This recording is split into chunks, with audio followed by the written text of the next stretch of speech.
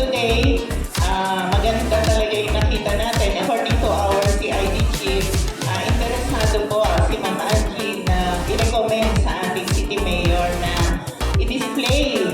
Ayan, sasabihin ko na, no, hindi na si Ma'am Edith, i-display ang inyong output.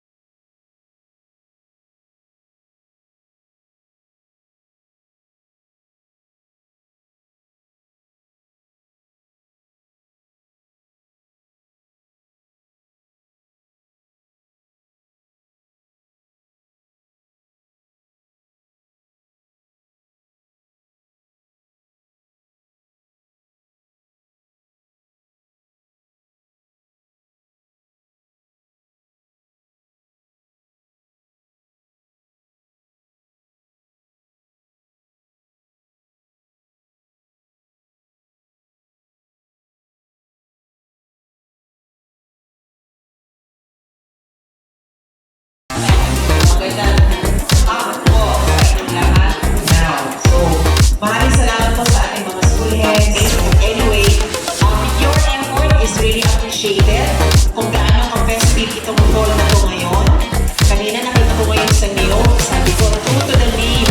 Talaga may mga niyog-niyog doon sa kanilang display. But more than the displays, it's about appreciating your creativity and your ingenuity.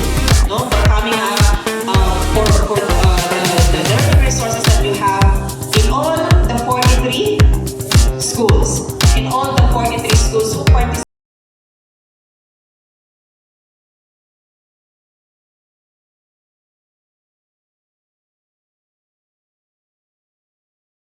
Lahat ng ginagawa natin dito, lahat ng mga initiatives natin, lahat ng ating mga ingenuity, lahat yan ay para sa ating mga mag-aaral.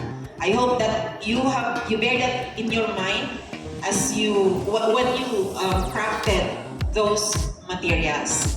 Magagamit ba natin yan sa Catch-Up Fridays? Magagamit ba natin? School quality assured learning materials. And we hope to have it quality assured in the division level and in the regional level. Kasi mahuhusay ang mga taga-pabuor. Minsan hindi lang natatap yung kanilang potentials, no? Para lang itong group ni Sir Alex, ni EPS Janet, ni Ma'am Joy, di ba? Yung ating tatlong passers. Sabi ko kasi, hindi ko pa nakikita ang pangalan ng pabuor sa third level position. So, pinili ko sila ng pinili. In-encourage na kumuha ng exam for the third level. And they did it. Di ba? Kaya pala. Aside from our 3 SESWE passers, I also hope na marami pang sumunod sa kanila. Kahit kayo, you can also do it. At gusto ko rin mamayag pang tayo when it comes to the prompting and production of quality assured learning resources. No? And I appreciate lahat ng mga sumasali sa atin, no?